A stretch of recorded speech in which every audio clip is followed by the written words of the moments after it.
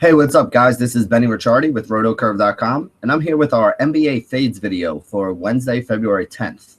The idea of the fades video is we try to take a look at some guys who have been highly owned lately, guys that a lot of people have been using, and come up with reasons why we are not going to be putting them in any of our tournament rosters tonight.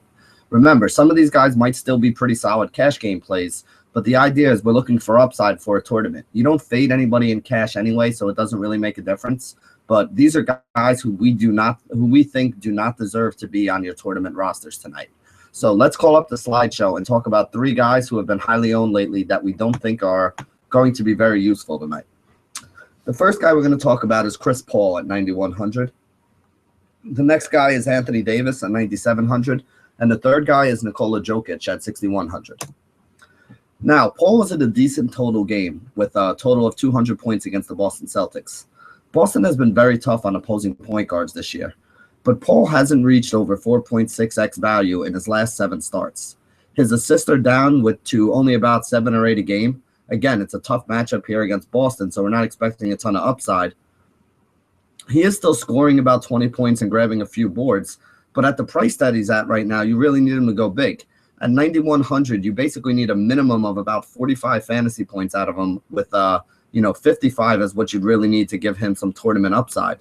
If he's not getting to the double digit in assists, and he's not really a guy who normally gets double digit rebounds, he's not giving you enough to get that double-double bonus. Remember, the assists are worth a lot of points. If he was getting you 12 or 14 assists, you get 1.5 points on DraftKings for each one of them. So that's 18 to 20 points right there, plus the bonus that you get for him hitting a double-double, because he does score at least double-digit points just about every time he goes out and steps on the floor. If he's not getting you those assists, though, you're really leaving 12 to 14 points on the table with a guy like Chris Paul. And that's why we've seen a lot of his scores recently be in the mid and low 40 range as opposed to the high 50s or the mid 50s range, which is what we'd really need in order for him to be a top play. So I think it's a tough matchup for Paul against Boston, and I do think he hasn't been playing well enough for me to really want to have any shares of him tonight in my tournament rosters. Another guy who you guys know I haven't been playing in cash and haven't been playing in a lot of tournaments either lately is Anthony Davis. He's in one of the lowest total games on the night against the Utah Jazz, and Utah has the Twin Towers back with Favors and Gobert. Basically, they've been a stifling D lately, and yes, I did put that word in there on purpose because of the stifle tower. But it doesn't, change the fact that last season they were the best defense in the second half of the year. And right now they're finally healthy again, and they're back to playing that way. A lot of their games are in the 90s and the 80s lately, and you just don't want to take a high-priced star when you know he's going to be in a low-scoring game, even though he is going to have a high usage rate. He could still wind up with 45 to 50 fantasy points, but even that is not going to be enough at only 9,700. Again, the only low-scoring games that he had under 200 where he went over 5x was against the Los Angeles Lakers and their horrendous defense at power forward. And even then, he was only barely over 5x. He's been under 5x in 9 of his last 12 games, so I don't even think he's a safe cash game play tonight. He's only been over 6x once in his last 12, which would mean there's only one game where he's really shown you big upside. And he's been under it in 9 of the last 12, which means that you could probably spend $10,000 in a lot better ways than putting Anthony Davis in your roster. Plus, there are some good options at power forward that we like today. Guys like Zach Randolph, who's going to be seeing some more minutes. Guys like Markieff Morris, who's already seeing some more minutes and putting up some more numbers. There are cheap options at the power forward spot. So it's very easy for me to fade Anthony Davis today.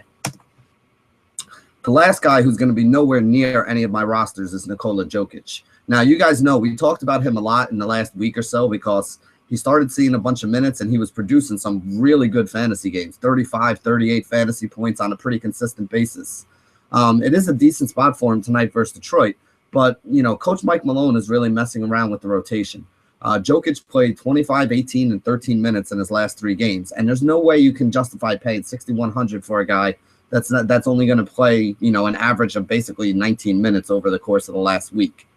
His price is up because he did have that string of recent good play where he was putting up 35, 37, 38 fantasy points, but his production is way down with the lack of minutes that he's had recently.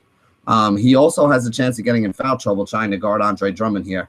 So there's just a lot of negatives that are surrounding Jokic. I don't think he's a guy that still has the same upside at the price we have to pay for him now. When we were getting him at 47, 4,800, yeah, it was great. But now that we have to pay up to 6,100 for him, I don't feel very safe at all that he's going to give me the 30 point floor that I need or that he really has the upside to go 36, 38 points to the big side and, give me some, added value for a tournament.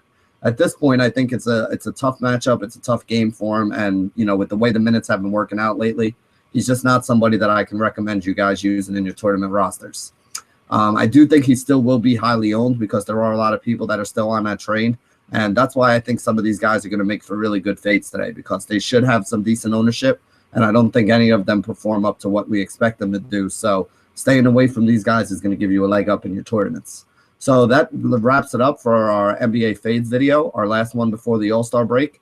We will be back next Wednesday to bring you another one when the NBA season starts back up. So hopefully you guys got one more score in you before we take a much-needed 6-day rest. So thank you for joining us here at rotocurve.com. And as always, stay classy, DFS.